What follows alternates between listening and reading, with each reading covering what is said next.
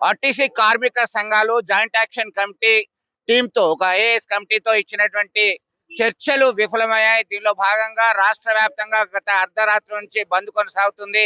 ప్రస్తుతం ఉమ్మడి కరీంనగర్ జిల్లా వ్యాప్తంగా దాదాపు 11 బస్సు డిపోల్లో బస్సులన్నీ కూడా ఎక్కడికక్కడ నిలిచిపోయినటువంటి పరిస్థితి. ఆంధ్రప్రదేశ్ లో ప్రభుత్వంలో విలీనమైనటువంటి పరిస్థితి తెలంగాణలో ఎందుకు కాదు అనేటువంటి ప్రధానమైనటువంటి డిమాండ్ చేస్తున్నటువంటి పరిస్థితి. మరొక వైపు కాంగ్రెస్ పార్టీ ఎన్నికలకు ముందు ఇచ్చినటువంటి మేనిఫెస్టోలో పెట్టినటువంటి అంశాలని ఎందుకు అమలు చేయడం లేదు అనేటువంటి అంశంతో వీరు ఆందోళనకి సిద్ధమైనటువంటి పరిస్థితి. కొంతమంది కార్మిక సంఘ నేతలంతా కూడా బైఠాయించారు. ఎక్కడి బస్సులు అక్కడే నిలిచిపోయినటువంటి పరిస్థితి. ఏంటి ప్రధానమైనటువంటి డిమాండ్లు, మీరు ఎందుకు స్ట్రైక్ చేస్తున్నారు, ప్రభుత్వాన్ని ఏం కోరుతున్నారు?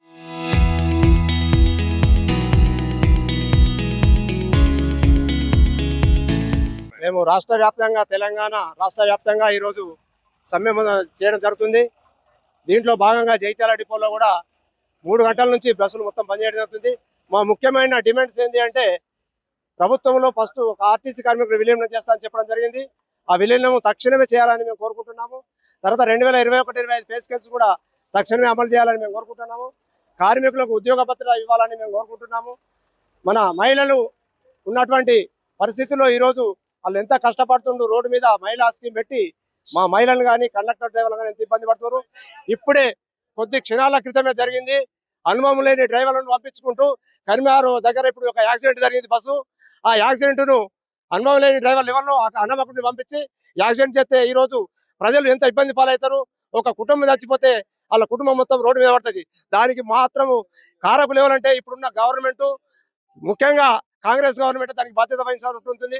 అనుభవం లేని కార్మికులను, అనుభవం లేని డ్రైవర్లను పంపించి ప్రజలను ఇబ్బంది పాలు చేయకుండా తక్షణమే మేము కోరుకున్న కోరికలను తక్షణమే మాకు అమలు చేసి ఉద్యోగం నుండి తొలగించినటువంటి ఉద్యోగులను తీసుకొని మా డిమాండ్లు ఏమున్నాయో ఆ డిమాండ్లను తప్పకుండా తక్షణం పరిష్కరించాలని మేము మన మీడియా ముఖంగా ఇప్పుడున్నటువంటి కాంగ్రెస్ గవర్నమెంట్ కోరుకుంటున్నాము.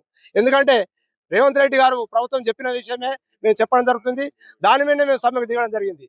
ఈ రోజు ఏం చేస్తున్నారు, రేవంత్ రెడ్డి సర్కార్ ఏమంటుందంటే, అసలు ఇప్పటి వరకు రేవంత్ రెడ్డి గారు ఆర్టీసీ గురించి ఎక్కడ కూడా మాట్లాడలేదు. ఎందుకు మాట్లాడలేదు? మరి కార్మికులు ఏమని ఏం చేసారు? ఉన్న మొత్తం ఎంప్లాయీస్ అందరికి ఎక్కడెక్కడో జీతాలు ఉన్నాయి. ఆర్టీసీ కార్మికులకు జీతాలు ఎందుకు లేవు? మరి వీళ్ళు మున్సిపాలిటీలో పనిచేస్తున్న కంటే అధ్వానం చూస్తారు గవర్నమెంట్ ఈ రోజులలో. ఎప్పుడు వచ్చినా ఆర్థిక బడ్జెట్ లేదు. అంటే ఆర్టీసీకి సంబంధించిన ఆస్తులను అమ్ముకోవాలని ప్రభుత్వం చూస్తుంది. ఆర్టీసీకి సంబంధించిన ఆస్తులను అమ్ముకోవాలని గవర్నమెంట్ ఎప్పటి నుంచో ప్లాన్ చేసింది. అప్పుడున్న గవర్నమెంట్ అదే ప్లాన్ చేసింది, ఇప్పుడున్న గవర్నమెంట్ కూడా అదే ప్లాన్ చేస్తుంది. బట్ మా ఉద్దేశం ఏంటంటే, ఆర్టీసీ ఆస్తులను కాపాడుకునే బాధ్యత మా కార్మికులది. అది ఆర్టీసీని అమ్ముకోకుండా చూసే బాధ్యత మా కార్మికులది. అందుకొరకే గవర్నమెంట్ విలీనం చేయాలని మేము పట్టుబట్టినాము. 2021-2025 పే స్కేల్ చేయాలి. 2021 పే స్కేల్ను తప్పకుండా 30% ఫిట్మెంట్ బెనిఫిట్తో ఇవ్వాలని, ఆ తర్వాత 2025 కూడా చేయాలని మేము ఈ పత్రికాముఖంగా ఉన్న కాంగ్రెస్ గవర్నమెంట్ కు విన్నవించుకుంటున్నాం.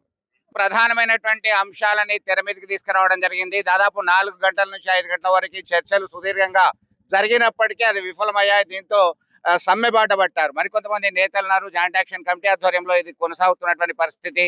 మీరు చెప్పండి, ఎట్లా చూస్తారు?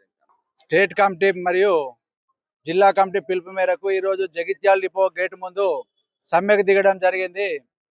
మరి మేము కాంగ్రెస్ ప్రభుత్వాన్ని మేమేం కోరికలు అడగడం లేదు, ప్రజలను ఇబ్బంది పెట్టాలన్న ఆలోచన మాకు అంతగానూ లేదు. కేవలం ఏంటంటే, ఎలక్షన్స్ కు ముందు గౌరవనీయులు ముఖ్యమంత్రి గారు కాంగ్రెస్ ప్రభుత్వం ఇచ్చిన హామీలు మాత్రమే అడుగుతున్నాం. అయ్యా అన్నాడు అన్నం పెడతామన్నారు, ఇప్పుడు మాకు ఆకలి అవుతుంది అన్నం పెట్టుడు అని అడుగుతున్నాం తప్ప వేరే మేము గొంతమ్మ కోరికలు ఏం కోరడం లేదు. కనుక మీరు ఏవైతే ఆనాడు మా లక్ష్యం పథకం అని పెట్టిండ్రు, తెల్ల 24 hours దాకా ముందే అమలు చేసిర్రు. మరి మా కోరికలు 3 సంవత్సరాలు అవుతున్నాయి. మా కోరికలు అనేటివి మరి మీకు అగుపడతలేవా? మరి మేము ఆర్టీసీ కార్మికులం యాదికొస్తలేమా? ఆనాడు 55 రోజుల సమ్మెలో అన్నారు, మా తరపున ఉండి మీ కార్మికులకు నేనున్న బలం అన్నారు. అయ్యా ముఖ్యమంత్రి గారు ఇలా సీట్లో కూర్చున్నారు, మరి మేము ఆర్టీసీ కార్మికులకు మీకు యాదికొస్తలేమా? మరి పరిస్థితి ఏంటిది ఆలోచించండి. ఈ రోజు ప్రజలకు ఎలాంటి ఇబ్బందులు జరిగినా కాంగ్రెస్ ప్రభుత్వమే బాధ్యుడు. మేము మాత్రం కాము. మేము బస్సులు రొప్పమంటలేము, సమ్మెకు పోవాలన్న అంతగాను మాకు లేదు. కేవలం 40 రోజుల కింద మేము ఇచ్చిన సమ్మె నోటీసులు దాన్ని తిరస్కరించుకొని నిన్న 5 గంటలకు చర్చలకు రాని దానికి కమిటీ, మరి మీరు పెట్టిన పథకాలన్నిటికీ ఎన్ని కమిటీలు వేసారు, మరి దీనికి కమిటీలు ఎందుకు అనేది మాకు సమజ్ అయితే లేదు. మీరు పెట్టిన పథకాల కాంగ్రెస్ ప్రభుత్వం వచ్చినాక కొన్ని పథకాలు చాలు చేశారు. మరి ఆ ప్రతి పథకానికి ఎన్ని కమిటీలు వేసారు? మరి మా ఆర్టీసీలకు చేసడానికే కమిటీలు అడ్డం వస్తున్నాయా? ఎందుకు అంతగానం ఎందుకు? అయ్యా ముఖ్యమంత్రి గారు, మీరు చెప్పిన మాటలే మేము అడుగుతున్నాం కనుక అవే చెయ్యరు మాకు, మేము ఎక్కడ అడుగుతలేము. మీరు చెప్పండి మా ఏంటి పరిస్థితి, మీ సమస్యలు ఏంటి, ఇబ్బందులు ఏంటి? ప్రధానంగా డిమాండ్లలో మీ సమస్యలు కూడా ఉన్నాయి.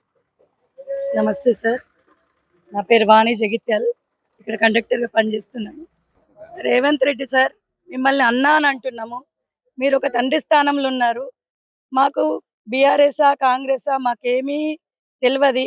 మేము ఏ గవర్నమెంట్ ఇచ్చినా, మేము ఏ పని ఇచ్చినా, ఏ బాధ్యత ఇచ్చినా మేము మాది అనుకుంటూ, మా ఇంట్లో అయితే నలుగురు చుట్టాలు ఎక్కువ వస్తే వాళ్ళని ఎట్లా చదువుకుంటూ, ఎట్లా వాళ్ళను ఆదరంగా సాదరంగా వాళ్ళకు అతిథి మర్యాదలు చేసి మేము ఎట్లాగైతే వాళ్ళను డోర్ దాకా వెళ్ళి సాగనంపి పంపిస్తామో, మీరు మహాలక్ష్మి పథకం మీరు ప్రతిపక్ష స్థానంలో ఉన్నప్పుడు మీరు మాకు ఈ గవర్నమెంట్ నుండి, పోయిన గవర్నమెంట్ నుండి మమ్మల్ని ఆదరించలేదు. మేము అసలు సకల జనుల సమ్మె అప్పుడు తెలంగాణ కోసం చేస్తే మాకు మంచి రోజులు వస్తాయి అనుకున్నాము. 10 ఏళ్ళు అయిపోయింది. 2017 పే స్కేల్ తోని మేము ఇంకా కొంచెం ఇంప్రూవ్మెంట్ అయ్యి మేము మందిలో కలుస్తాము. మేము బడుగు బలహీన వర్గాలం కాదు. మమ్మల్ని కార్మికులు అన్నప్పుడు అదే పని చేసినాము, ఉద్యోగులు అన్నప్పుడు అదే పని చేసినాము. మీరు ఉద్యోగులుగా చూసినా, మమ్మల్ని కార్మికులకు చూసినా, మీరు ఏ పని చెప్పినా మేము బాధ్యతాయుతంగా చేసుకుంటున్నాము. 50 మంది ఎక్కినప్పుడు అదే సాధారణంగా ఆహ్వానించి బస్సులకి ప్రయాణించి వాళ్ళకి సురక్షిత ప్రయాణాన్ని అందించినాము. ఇప్పుడు 130 మందిని తీసుకెళ్తున్నాము. వాళ్ళకి ఏ కంప్లైంట్ లేకుండా, మీరు ఏ టాస్క్ ఇచ్చినా, మీరు మహిళలన్నా కూడా ఏమీ లేకున్నామా రండమ్మా లోపలికి రండి, 120 మందిని కూడా తీసుకొని జాగ్రత్తగా బాధ్యతావంతంగా దింపుతున్నాము. అమ్మాయి టికెట్ ఇచ్చిందా, పైసలు తీసుకొని టికెట్ ఇయ్యలేదా, ఓడగొట్టిరా మమ్మల్ని ఒక దొంగల్లాగా చూసినా కూడా మేము తల వంచుకొని మేమేం తప్పు చేయలేదు అనుకొని, మాకు ఉద్యోగ భద్రత ఎందుకు సార్? మాకు తెల్లారు లేస్తే జీతం ఉంటదా? జయ్యి జాబు ఉండదా?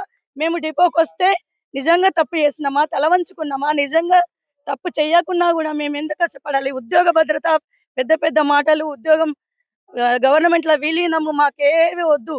మాకు ఒక్కరోజు అవన్నీ మన ఇంటర్ అదంతా మాకేమొద్దు సార్. జస్ట్ మాకు మా 8 గంటలు పని గంటలు చేసుకొని 1 గంట 10 గంటలు చేసుకున్న వాళ్ళ జీతాలు లెక్క పెట్టండి.